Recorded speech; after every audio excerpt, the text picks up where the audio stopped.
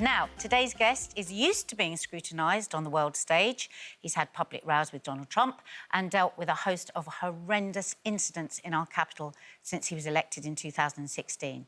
However, it's fair to say that his past few months in office have been his most challenging yet. And just like us, he struggled in lockdown, at times feeling sad, lonely, angry and frustrated.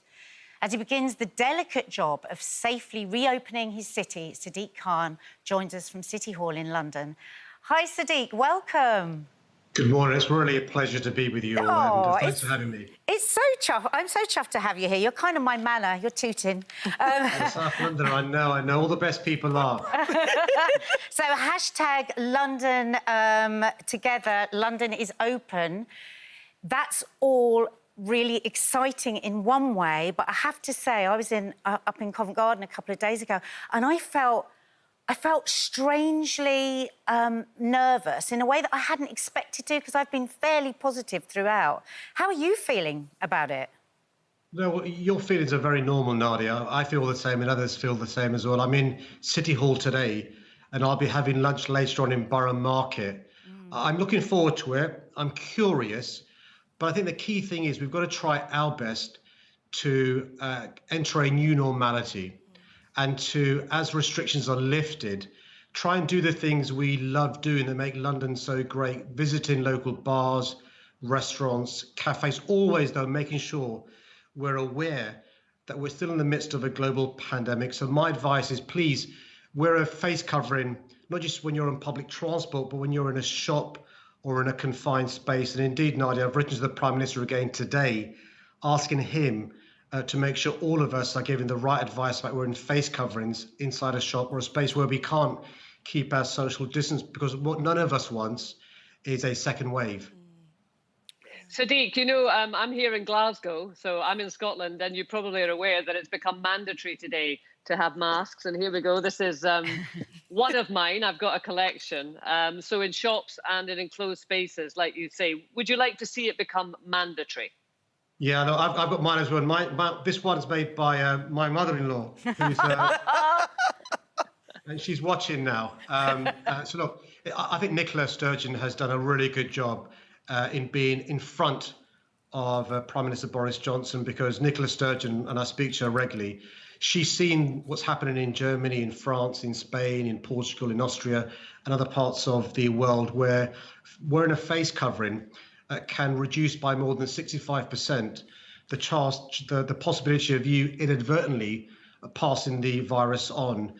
Many of us who may have the virus could be pre-symptomatic or asymptomatic, so we won't have a cough or a temperature or the things some people have. And in addition to washing your hands regularly and thoroughly, keeping your social distance, this is one of the most unselfish things you can do. Now, we managed to persuade the government to make it compulsory to wear face coverings using public transport. And what I want Prime Minister Boris Johnson to do in the rest of the UK is for it to be compulsory to wear a face covering when you're in a shop or in a confined space. What I'll do, Kay, is make sure the virus doesn't spread as fast as it otherwise could do. Why do you think that they haven't done that yet? It's something for Boris Johnson to answer. It's inexplicable. We've, for the last 3 or 4 months, have been outliers on a whole host of issues, not ordering PPE soon enough, not having a proper test, trace, isolate system in place, not having proper personal protective equipment, not looking after older people in care homes. And this is another example where we're behind the world. And it's heartbreaking, because I know some people who are catching the virus may not have caught it if we'd followed the lessons from around the world. Sadiq, I really feel for you, you know, because you're kind of like, you must know a whole load of stuff that we don't know. You must feel like you have to protect, you know, millions of people in a way. And I was so moved when you talked about your mental health. It's something very close to my heart. And here at Loose Women, we have our Stand By Your Men campaign. And we've heard a lot of actors and singers and all sorts of people talk about their mental health. But for somebody in a position of power to talk about it, I found very, very powerful. How has it been for you since opening up about it? How have your colleagues treated you since? Well, firstly, can I thank you for standing by your men? I'm very lucky. My wife and 2 daughters who've returned home from university have stood by me and have given me the courage to speak about how I'm feeling, because they live with me 24/7 in a way we've never done throughout their lives, because we have work and school and college, university. And one of the things that I've wanted to do is to be honest to my work colleagues, but to Londoners, how I'm feeling. And some of my opponents have called me weak and maybe I should step aside. But I think it's really important that we don't allow particularly men to feel they've got to give the impression of being superhuman, particularly if you're in a position of power and influence all the time. Sadiq, just for anyone who doesn't know, who's watching, just tell us a little bit about exactly what you did feel like in lockdown, when, you know, when your worst moments were. So, look, Jane, I've never needed to be medicalised, but what I've felt is at low ebb, feeling a bit down, a bit grumpy, not having my mojo that's bringing my footstep. When you're a leader, as I try to be a good one, a lot of the leadership comes from you, your body language, you being confident, you being dynamic. And I felt a bit low, not enthusiastic.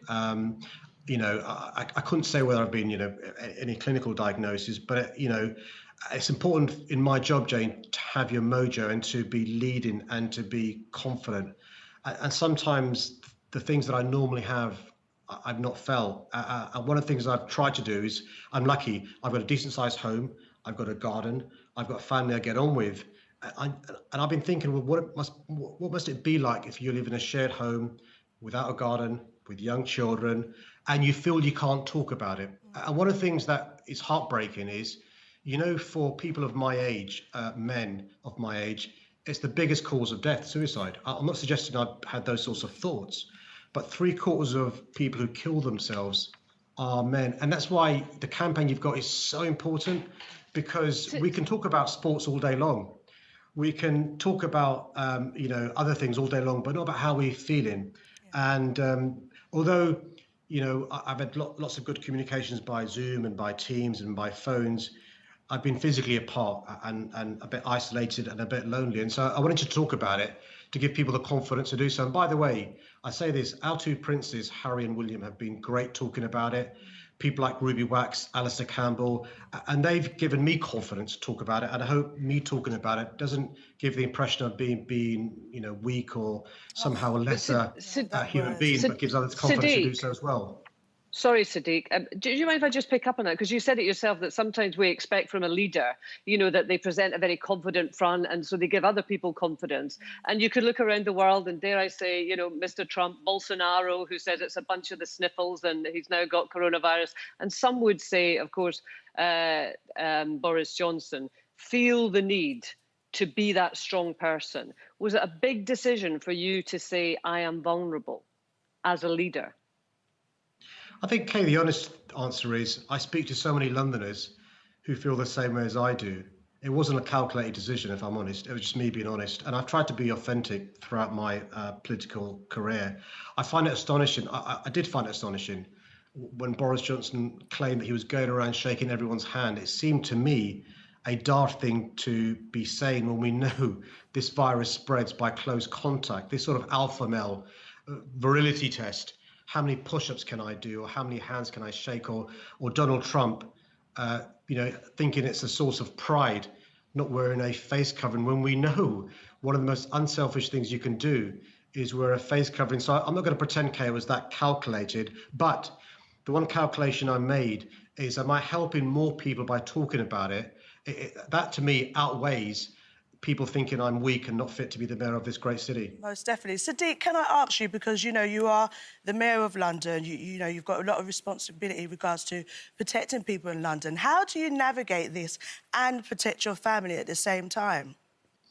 Well, Judi, after I speak to you, I'm speaking to the Chief Medical Officer and the Chief Scientific Advisor of the country. And so I always keep up to date with the latest scientific advice, and I speak to mayors around the world, many of my friends now.